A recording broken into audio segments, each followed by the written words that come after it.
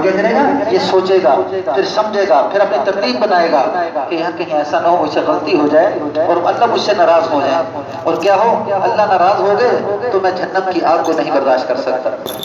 یہ ترتیب بنا رہے، سوچو پھر قدم رکھو اور پھر اس کام کو سر انجام دو۔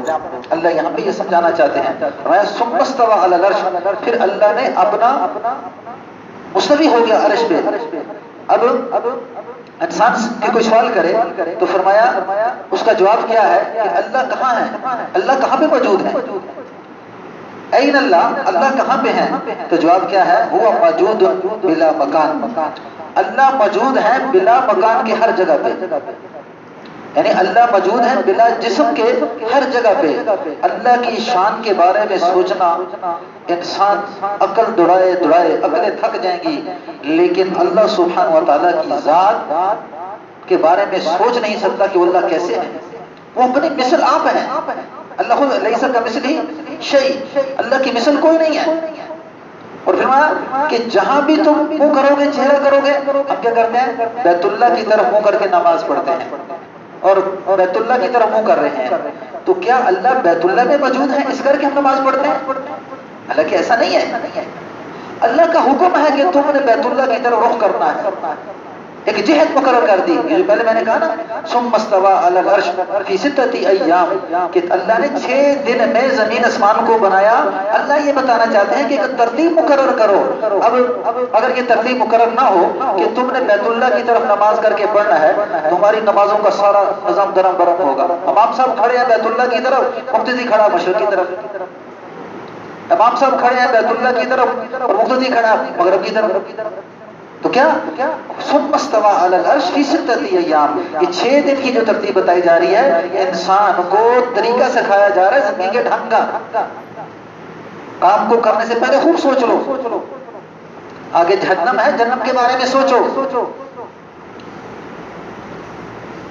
فرمایا میرے صحابہ ستاروں کی مانند ہیں، اور جو کوئی انسان کسی ایک صحابی کی اقتداء کرے گا وہ کامیاب ہو جائے گا۔ ایک صحابی کی اقتداء کرو گے کامیاب ہو جاؤ گے، اور میرے صحابہ میرے ستاروں کی مانند ہیں۔ اللہ اکبر۔ فرمایا یستخفون من الناس، فرمایا یہ لوگ شرماتے ہیں لوگوں سے، جب کہیں کھڑے ہوں تو لوگوں سے تو شرما رہے۔ وَيَسْتَخْفُونَ مِنَ اللَّهِ وَلَا يَسْتَخْفُونَ مِنَ اللَّهِ، اور اللہ سے نہیں شرماتے۔ وَهُوَ مَعَهُمْ، حالانکہ وہ اللہ ان کے ساتھ ہے۔ لوگوں کا تو بڑا احساس کرتے ہیں، کوئی دیکھ نہ لے، کوئی دیکھ نہ لے، کوئی پکڑ نہ لے، کوئی میرے اوپر اعتراض نہ کرے، کوئی مجھے ذلیل نہ کرے۔ یستخفون من الناس، لوگوں سے لوگ شرما رہے ہیں۔ ولا یستخفون من اللہ وهو معهم، اور وہ اللہ ان کے ساتھ 24 گھنٹے ہے۔ گناہ کرتا ہے لیکن اللہ سے شرما نہیں رہا، اللہ کے حقوق توڑتا ہے، اللہ سے شرما نہیں رہا۔ جس اللہ نے اس کو پیدا کیا، جس اللہ نے اس کے کان، آنکھ، ناک، اس کا جسم، اس کا دل، اس کے گردے اور اس کے سر کے اندر مغز کو بنایا، سوچنے کی صلاحیت رکھی، جو سارا کچھ کر کے اس کو دینے والا، جو اسے زندگی دینے والا، سارا کچھ کرنے والا اللہ ہے، اس سے نہیں شرما رہا یہ انسان۔ اور شرما کیسے رہا؟ لوگوں سے شرما رہے، کوئی مجھے برا نہ کہے، اس حالت میں مجھے فلاں نے دیکھ لیا تو میں ذلیل ہو جاؤں گا۔ یستخفون من الناس ولا یستخفون من اللہ وهو معهم۔ لیکن صحابہ کی کیا صفت چل رہی ہے؟ صحابہ اللہ سے اس قدر ڈرتے ہیں، اس قدر ڈر رہے ہیں کہ صحابہ علی رضی اللہ عنہ سے پوچھا نا، فرمایا آپ جنت کو کیسا دیکھتے ہیں؟ فرمایا میرے پیچھے دروغہ جہنم کھڑا ہے، دائیں طرف جنت ہے، بائیں طرف جہنم ہے، اور سامنے اللہ کی ذات موجود ہے۔ فرمایا کہ جس شخص کے سامنے اللہ کی ذات موجود ہو اور دائیں اور بائیں جہنم اور جنت ہو اور پیچھے دروغہ جہنم کھڑا ہو، بتاؤ وہ کیسے غافل ہو سکتا ہے؟ وہ کیسے غافل ہو سکتا ہے؟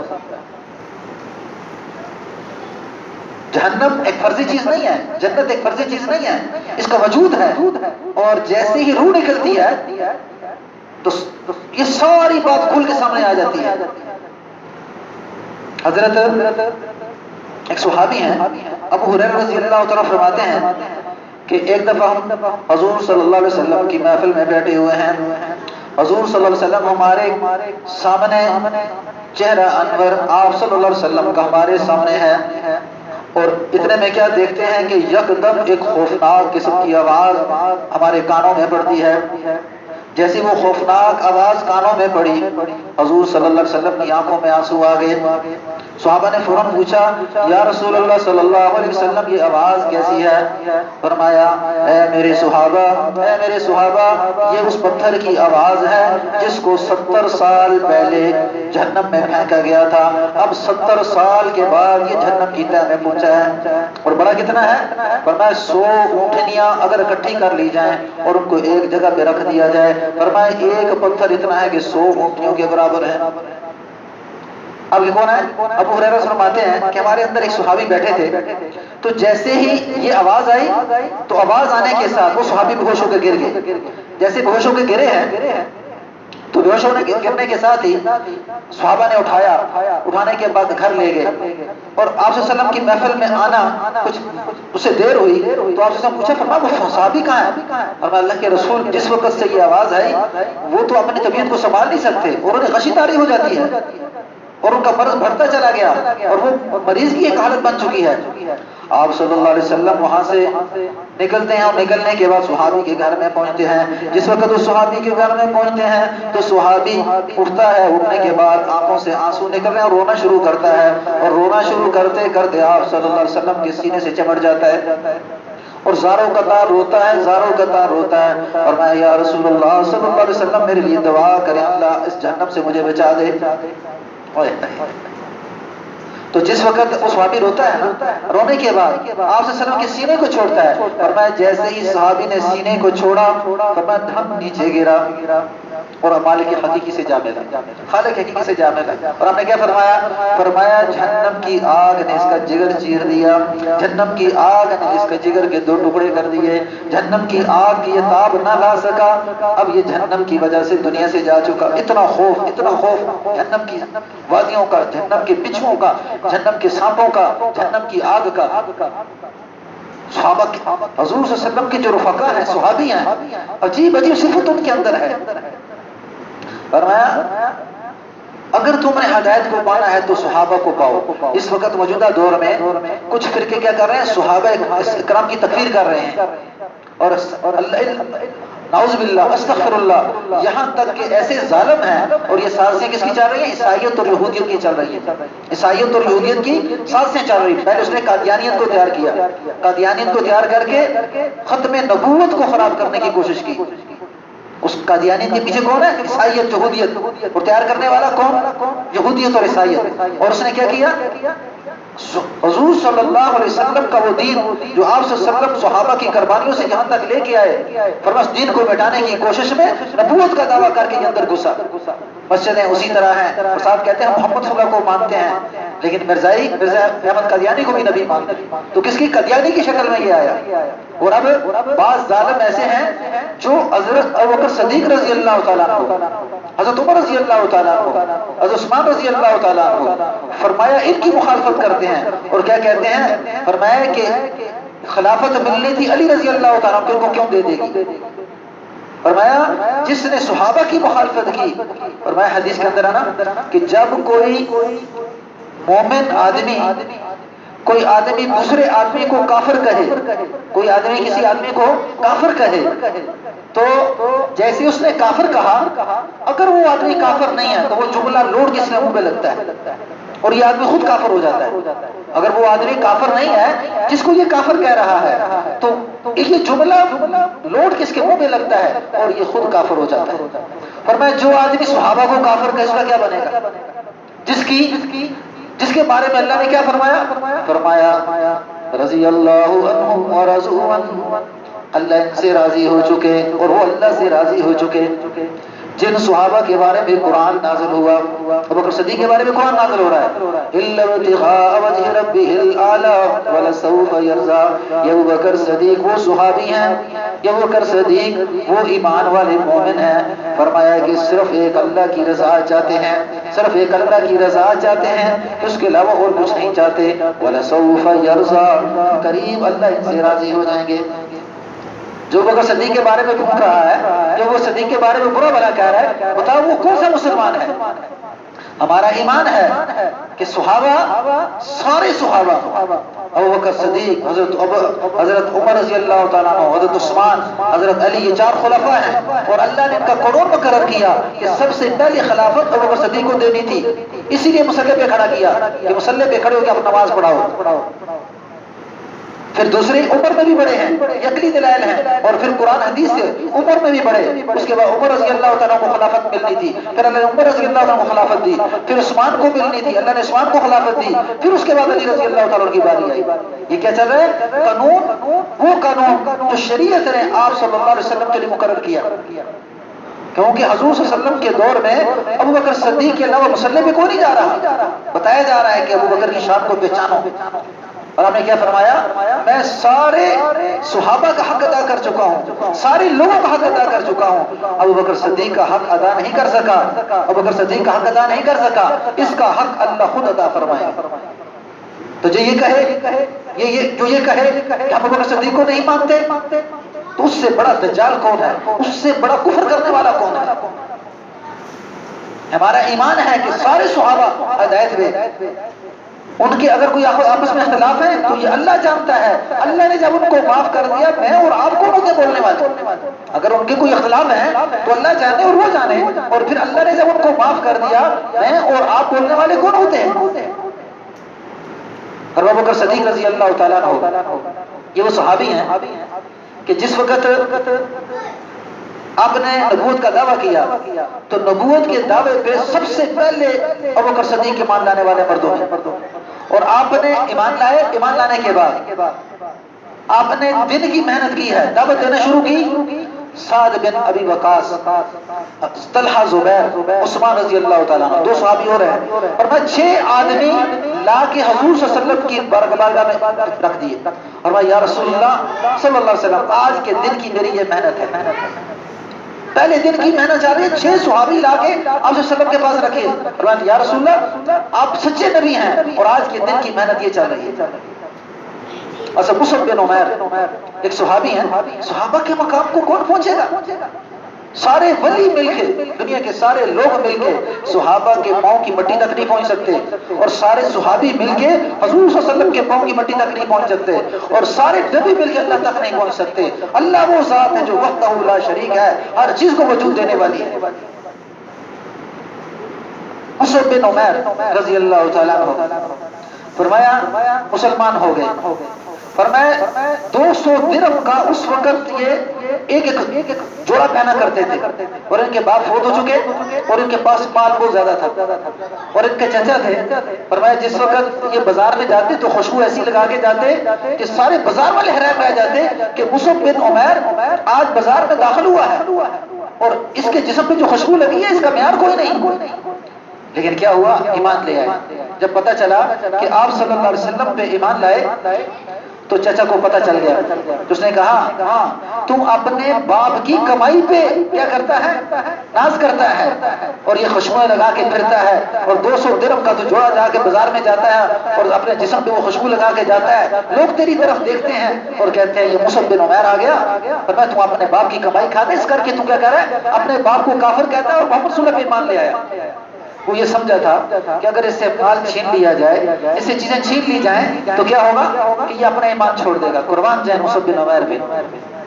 فرمایا چچا نے مصعب بن عمیر کے سارے کپڑے اتار دیے، ننگا کر دیا۔ مصعب بن عمیر اپنے ننگے بدن کو لے کے اپنی ماں کے پاس گئے، اور ماں نے کیا کیا؟ ماں نے ایک چادر دی ہے جس سے انہوں نے اپنی شرمگاہ کو ڈھانپا ہے، اور پھر وہاں سے نکلے ہیں، اور وہاں سے نکلنے کے بعد حضور صلی اللہ علیہ وسلم کے پاس پہنچے، اور حضور صلی اللہ علیہ وسلم نے جب اس حالت کو دیکھا کہ مصعب بن عمیر اس حالت میں آپ صلی اللہ علیہ وسلم کے پاس آئے کہ ایک لنگی بدن پہ لپٹی ہوئی اور سارا جسم ننگا ہے، اور کلمہ پڑھا اشہدو ان لا الہ الا اللہ واشہدو ان محمدن عبدہ ورسولہ، فرمایا میں گواہی دیتا ہوں کہ اللہ کے سوا کوئی معبود نہیں، محمد صلی اللہ کے رسول اس کے بندے ہیں۔ اب کیا ہوا؟ جناب مصعب بن عمیر قرآن سیکھ رہے ہیں، اس کو قرآن سیکھتے سیکھتے پھر ایک قبیلہ آیا، اس قبیلے نے کہا یا رسول اللہ ہم آپ کے پاس آ نہیں سکتے، آپ ایسا کریں ہمیں کچھ سمجھانے کے لیے کیا کریں، ایک صحابی کو بھیج دیں۔ تو اللہ سبحانہ و تعالیٰ کے نبی نے حضرت محمد صلی اللہ علیہ وسلم فرمایا آپ نے مصعب بن عمیر کو بھیجا، فرمایا مصعب تیار ہو جاؤ اور فلاں قبیلے کے پاس جاؤ اور انہیں قرآن اور حدیث سکھاؤ۔ مصعب بن عمیر وہاں جاتے ہیں اور پھر تبلیغ شروع کرتے ہیں، تو فرمایا 70 آدمی مسلمان کر کے آپ صلی اللہ علیہ وسلم کے پاس لے کے آئے۔ اللہ اکبر، صحابہ کی توہین کوئی کرے، صحابہ نے کس طرح محنت کی ہے۔ اور پھر غزوہ احد میں مصعب بن عمیر کے ہاتھ میں جھنڈا ہے، تو ظالموں نے آپ کا ایک ہاتھ کاٹا، آپ نے دوسرے ہاتھ میں پکڑا ہے جھنڈا، ظالموں نے دوسرا ہاتھ کاٹا، آپ نے چھاتی سے لگایا ہے۔ اللہ اکبر اللہ اکبر، چھاتی سے جھنڈا لگایا، اور پھر پچھلے نے وار کی گردن پہ، گردن کٹی اور نیچے گرے۔ جس وقت تک جان میں جان تھی مصعب بن عمیر نے اپنے ہاتھ سے اپنے سینے سے جھنڈے کو نیچے نہیں چھوڑا۔ یہ کون ہے؟ مصعب بن عمیر ہے۔ اور جس وقت آپ کی لاش کو دیکھا گیا تو یہ وہ صحابی ہیں کہ جو 200 درہم کا جوڑا پہنتے ہیں اور خوشبو لگا کے بازار میں جاتے ہیں تو لوگ حیران ہو کے دیکھتے ہیں کہ کون آ گیا۔ آج اس کے پاس کفن ہونے کے لیے کفن نہیں ہے، آج اس کے پاس کفن ہونے کے لیے کفن نہیں ہے، اور میں کفن لایا گیا تو کفن ان کے بدن سے چھوٹا، کفن ان کے بدن سے چھوٹا۔ آپ نے کیا فرمایا اس کے جسم کے اس کے اوپر حصے کو کپڑے سے لپیٹ دیا جائے اور اس کے پاؤں پہ کانٹے اور گھاس رکھ دی جائے، یعنی گھاس کے ساتھ اس کے جسم کو ڈانپ دیا جائے۔ اور آپ صلی اللہ علیہ وسلم رو رہے ہیں، فرمایا یہ وہ مصعب بن عمیر ہے جو 200 درہم کا جوڑا پہن کے بازار میں جاتا ہے اور خوشبو لگا کے جاتا ہے تو لوگ دیکھتے ہیں کہ مصعب بن عمیر آ رہا، لیکن آج ایمان کی وجہ سے اتنی تکلیفیں اٹھائیں، اتنی سختیاں اٹھائیں، اتنی پریشانیاں اٹھائیں، فرمایا کہ آج اس کے بدن میں کفن بھی پورا نہیں۔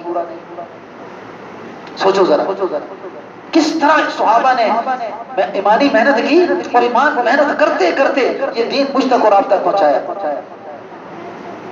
اللہ کو پہچان لیا انہوں نے، جنت کو پہچان لیا، جنت کو پہچان لیا، اپنے منزل مقصود کو پہچان لیا کہ کل ہم کہاں جانے والے ہیں۔ حضرت بلال رضی اللہ تعالیٰ عنہ